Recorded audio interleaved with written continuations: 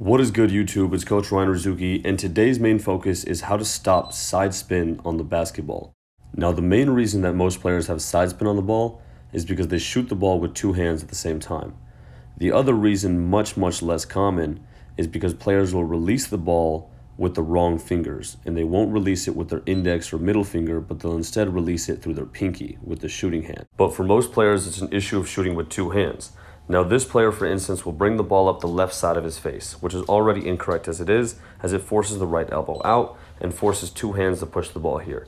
Now, as he goes into the shot, the right hand, which is the shooting hand, will actually move towards the left, and his left hand will move towards the right.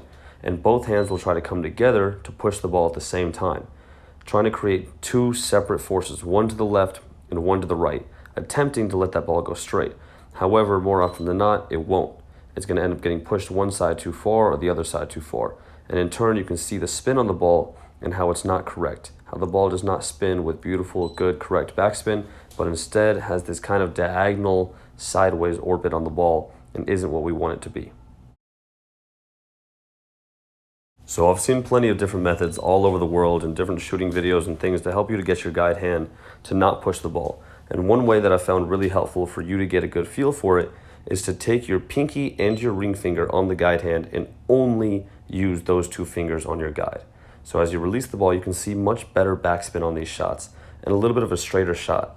One thing that I like to do with my shot, and you'll notice I'm going to play with a few different ones here, is as I release the ball, you can see just four fingers on it here, but no palm at all. On this one, you can see just the pinky finger. Here, just the palm.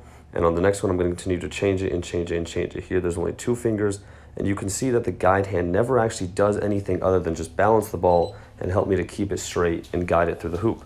But it doesn't have any actual force or pushing of the ball in any direction.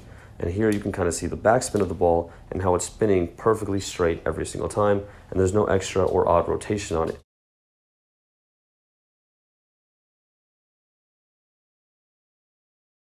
Now, you can try all these methods out. They shouldn't really feel that much different than your normal shot anyways, as your guide hand should just be on the side of the ball. Take a look at your shot. The more that you can record and visualize your shot and see where your elbow, your wrist, and everything is aligned, and the less movements that you can have, the better. And I've mentioned this many times, but as a scorer, you're going to be going through a lot of different movements in a game, whether that's driving to your left or driving to your right or hitting a step back or a fadeaway or a spin move or a Euro step and going into jump shots or floaters or fadeaway or whatever shot you're going into. There's just a lot of movement that goes on in basketball to be able to score or get your shot off sometimes, especially when you play against better and higher level competition. So the one thing that we want to try to do is keep our shot very consistent by having the most limited and clean and straight amount of movements as possible. And that's why I teach shooting this way, because I care about you guys being more than just a shooter, but also being able to score.